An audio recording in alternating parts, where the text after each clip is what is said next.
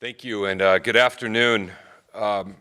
We've come a long way in the past 2 weeks, San Diego. If we take a moment, knowing we have a long way to go, but if we take a moment to look back, 2 weeks ago today, our beaches were closed, our parks were incredibly limited, there was no boating or outdoor recreation, and business was limited exclusively to essential services that have been open for the duration of the coronavirus pandemic. And it may not feel like it in the moment, but we have come considerably far in these past 2 weeks. We have started turning the dial. We have started easing restrictions. To date, we have done it responsibly, and we should all take a moment to recognize the progress that has been made and to commend one another on the successful transition into the very initial phases of our easing efforts. I know a lot of folks are anxious right now, and there's a desire to see more progress faster, bigger, and sooner. But the reality is the most effective thing we can do to not only rebuild our economy, but ensure that the progress that's been made and the protection of public health that has been put in place, the most important thing we can do to do that is to make sure that we take these next few weeks thoughtfully, strategically, safely, and really understanding the containment strategy. Understanding that we are trying to adapt our way of life, we are trying to adapt the way we go about things in an effort to ensure that we don't see outbreaks, in an effort to slow the spread, in an effort to contain the spread of coronavirus, to ensure the integrity of our healthcare system, and to have a smooth trajectory as we come out of this. We really have to be smart about what we're doing. We have done great over the past 2 weeks, and we need to continue that progress as we move forward into the future. But because of our continued progress and where we are happy to announce some changes to our public health office order that will allow some additional recreational opportunities. And then I'd like to take a minute and just reiterate and walk through the announcements that came from the governor yesterday and provide an additional explanation of what that means for us here in San Diego. As it relates to our public health change orders effective today, going in effect today, we are making a few changes primarily around outdoor recreational activities. We are adding rental for recreational items such as, but not limited to, bicycles, boats, kayaks, and surfboards, allowing rental of those entities and items so that you can go out and enjoy what is available under the existing guidance. We are also adding additional outdoor recreational opportunities similar to what we have done for golf. There is the exception, there is still no community swimming pools as that is prohibited by a state order, but we are allowing additional outdoor recreational facilities, things like tennis courts or handball, can open provided that they can ensure that individuals are having full compliance with physical distancing before, during, and after the activity, and it is only members of one household that are in close proximity to one another. The owner-operator of such outdoor recreational facility must prepare a safe reopening plan pursuant to what is already in place for all of our businesses that are out there. That includes a requirement that all equipment be sanitized with disinfectant effective against coronavirus immediately after each use. This also includes all of the normal components of our safe reopening plan, temperature checks and health screenings of any employees if there are, physical distancing plan. These have to be posted publicly and shared along with given to all employees. But we are taking, in a sense, the framework around golf courses and expanding that to other outdoor recreational activities in the same vein and spirit. And then Supervisor Cox mentioned campgrounds, which are being added today, open on a limited basis, limit the number of spots by half, and ensure that any individuals at one campsite are from the same household unit. We want to make sure that as we get outdoors, we continue to be responsible. We continue to be mindful of physical distancing, of face coverings where appropriate, of sanitation, and can continue the progress that we have made thus far. I also want to review the governor's order from yesterday and provide a little additional explanation about where we are today in San Diego. So let's start with our essential businesses. These essential businesses are those that have been operating and open since the beginning of the coronavirus pandemic. And let's bring up the first essential businesses there. Okay, so these essential businesses, you've been open, you've been existing the entire time. These are grocery stores and pharmacies and all of the things that were in the governor's initial executive order many months ago. You have to continue to follow the existing business plan that you've already filled out, you've already posted, you've already shared with your employees. You don't have to redo that, but you do have to add temperature screenings as soon as you can for your employees, and wellness screenings where you're looking for fever, cough, shortness of breath, chills, and exposure to anyone who is positive. So essential businesses have already posted a plan. You need to continue in that same spirit, but we do need you to add in that you're doing temperature screenings for employees as soon as you can acquire the thermometers, and that you are doing wellness screenings until such time as you're able to do temperature screenings. The reopened businesses, these are the ones that the governor added yesterday. So we in San Diego, the entire state of California is moving into the initial stages of phase 2. These are retail, and they're supporting manufacturing, logistic, and warehouse operations.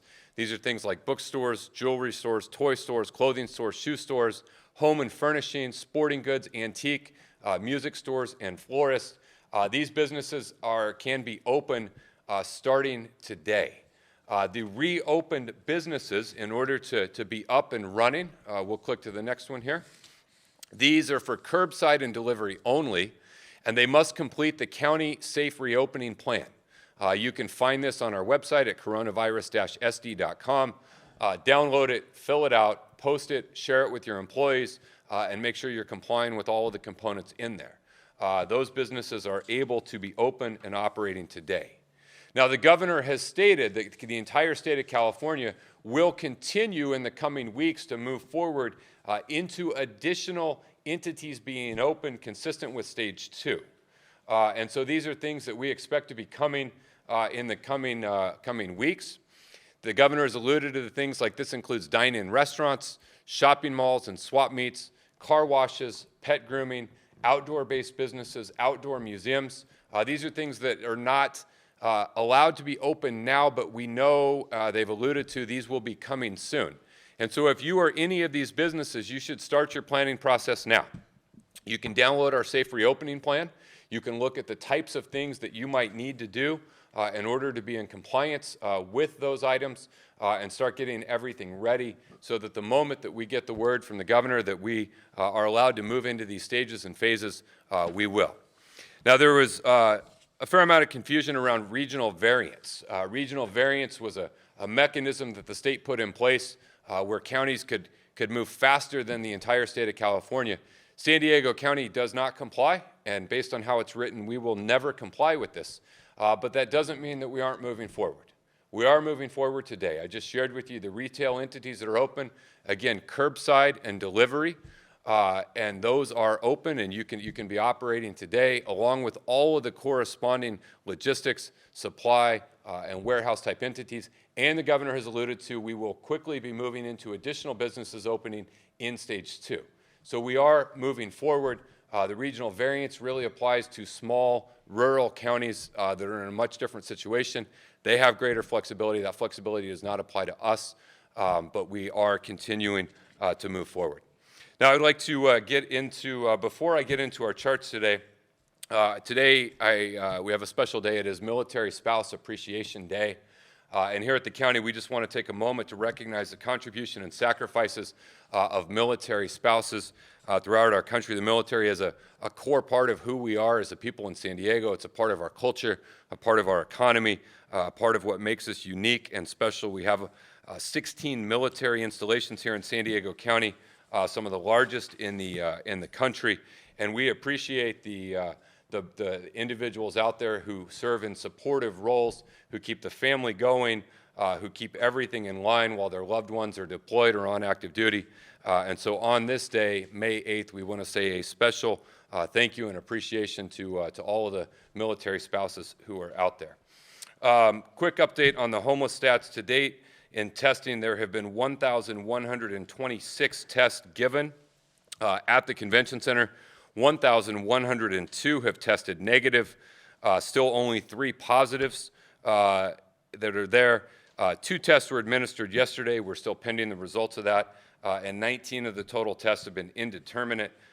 They did not yield a result either way and must be redone. We'll jump into our T3 strategy, our test, trace, and treat.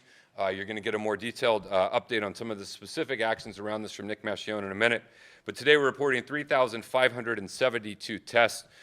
This is a high for us in San Diego County, our single-day high, and it does not appear to include any significant batching of delayed test results. Oftentimes we report out with an asterisk that we got a huge batch in, but this does appear to represent and reflect our continued effort to increase testing. It doesn't mean that we won't have ups and downs as we move forward, but I think when you look in a minute, you will see a continued upward trajectory of testing. Our goal here actually aligns with some guidance that's been put out by the state of California for the types of numbers that they would like to see. And so we are going to continue to strive to hit that goal and continue to work. But we're now well over 72,000 tests performed to date. Contact tracing at 163. Again, we have an initial goal. We will much likely need more individuals than that. But as Dr. Wooden alluded to yesterday, the number of tracers we need in both case investigators and tracers is directly tied to how many tests we're able to perform. And so both of those numbers should continue to rise together. 191 individuals are presently receiving help in our public health motel rooms, bringing us to a cumulative total of just under 600. Today we are reporting 233 new positive tests.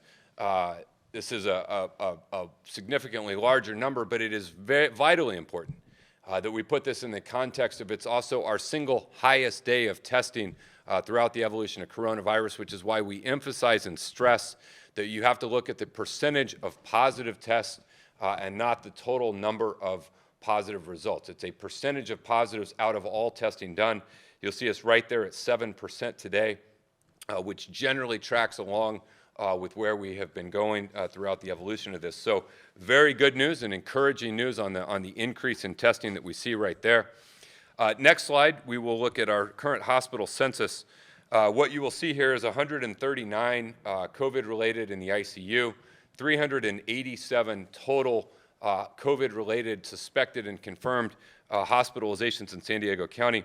Now you might note that the 387 puts us a little bit higher than what we had been running throughout much of April. But a part of that is attributed to, if you look at 4/28 there, April 28th, we jumped up to 381. That corresponds with the date that 2 additional hospital systems, Paradise Valley and Alvarado, begin reporting their numbers to us. And so we think that this uptick, now you see us at kind of running a little bit higher in that kind of 381, down a little bit today at 387. I think that that trend that you see right there between April 28th and today is more a reflection of more accurate reporting, bringing all the hospitals online, than it is a reflection of an increase in regional hospitalizations. And so just want to put that in the proper context for you. We'll jump to our next one and we will see where we are as a total.